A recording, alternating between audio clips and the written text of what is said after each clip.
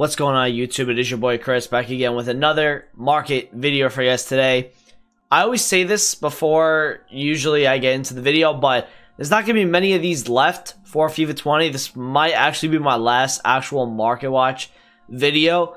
I just wanted to hop on, talk about the market a little bit in terms of rewards and more in terms of like SBC fodder and what you guys could expect with rewards coming in about 3 hours time. Like I said, this will probably be the last one I do. I do plan on doing one more endgame team and my endgame club pretty much, because I think FIFA is going to be, in the next 7 to 10 days when we'll know pretty much FIFA is going to be done for, and we'll have that kind of period in between the FIFAs where you kind of have some hype building up where EA released the ratings, which I believe this year we're going to see a lot less leaks. Which is good. I'd rather no leaks than leaks at all, because it allows the market to flow naturally and go down naturally. A lot of the things this year that went up was due to the amount of leaks that we got. Like the middle icon SBC back in January, February. Then they did not release that until like late March, early April. So, you know, I don't like leaks, and I'm glad that I heard. Now, obviously, I can't say this with 100% confidence, but what I've been told is that the leaker has been found. The mold has been found out in EA Sports, which means that we shouldn't be really getting many leaks this year. Because remember last year, the leaks got really out of hand at the beginning, where all 100 top ratings were affected and they were released prior to EA even putting them out there, which is a big no-no because EA relies on those ratings to generate hype for their new games. So we'll see what happens in terms of that this year. Let's talk about the market a little bit. We finally did get Player of the Year, Kevin De Bruyne. He needs 6 to be completed. He has an 85, 85, 86, 86, 88, and 88. This is coming in at about 1.4 million coins. Now, what has this done? Well, this has dropped the price of the Team of the Season, Kevin De Bruyne, and it also has dropped the Team of the Year, Kevin De Bruyne.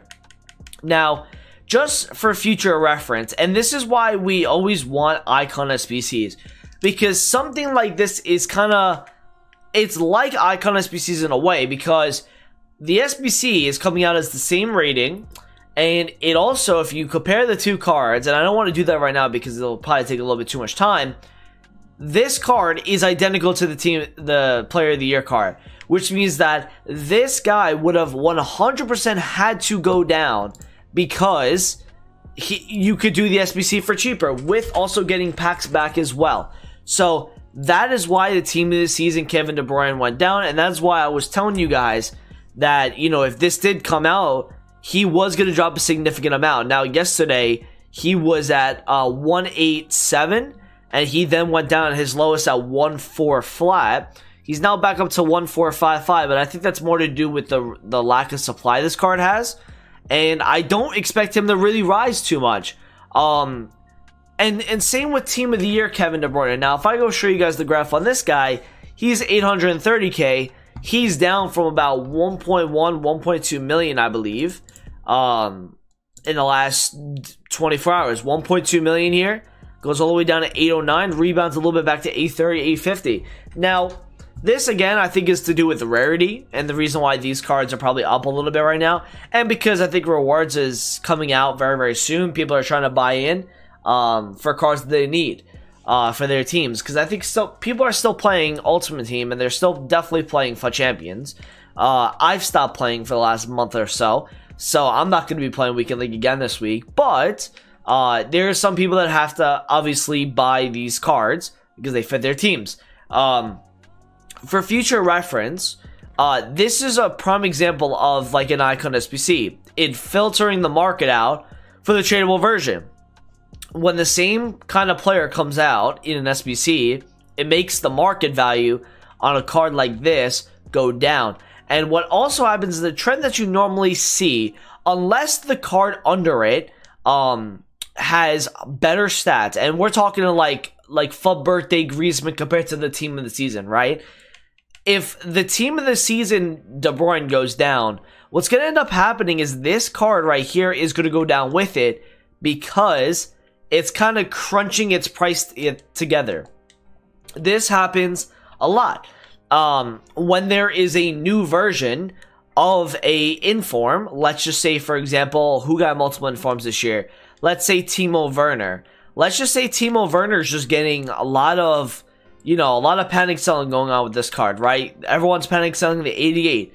What's going to happen is the 88 is going to become more affordable to the point where people are bound to sell this guy off because they want to go upgrade the 87 to the 88. And that's what we see a lot. It also happens where when a card, when the first, like the best inform goes up, you see the other ones trickling up with it.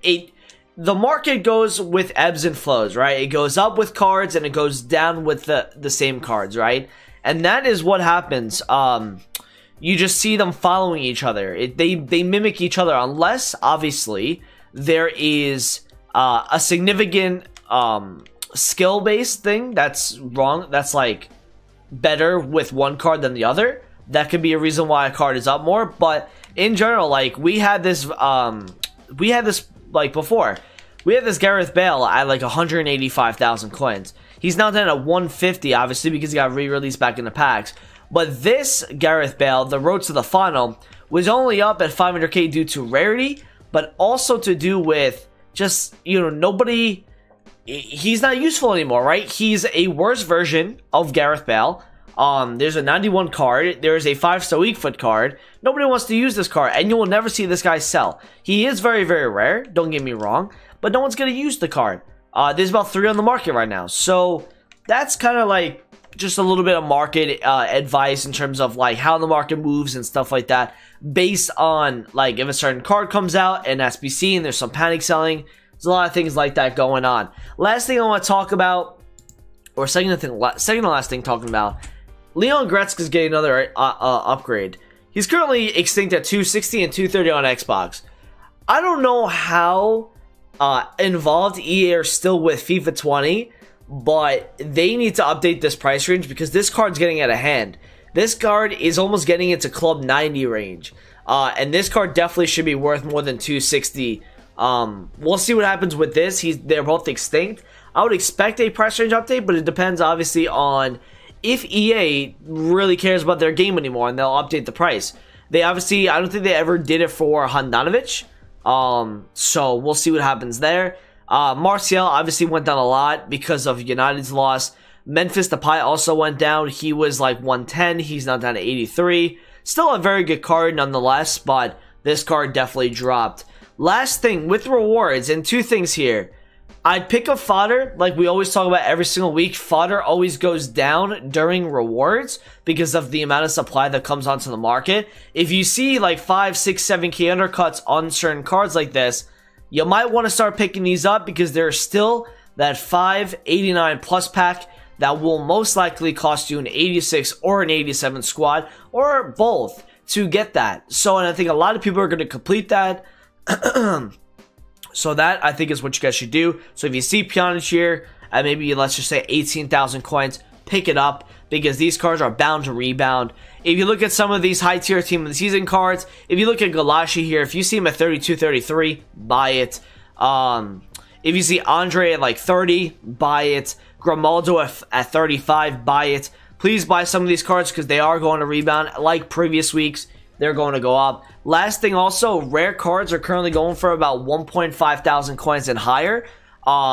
If you see them dropping, these 80 plus player picks and the 81 plus double upgrade, a lot of people are doing. I would expect a lot of people to try with rewards today to do these 80 plus upgrades. If you see those rares drop, you'll probably see a little bit of a rebound on them in the daytime tomorrow. So that's pretty much it for my market type of video today. Thank you guys for watching. Appreciate it. Comment, subscribe if you're new around here, and I'll talk to you guys in a video soon. Peace out.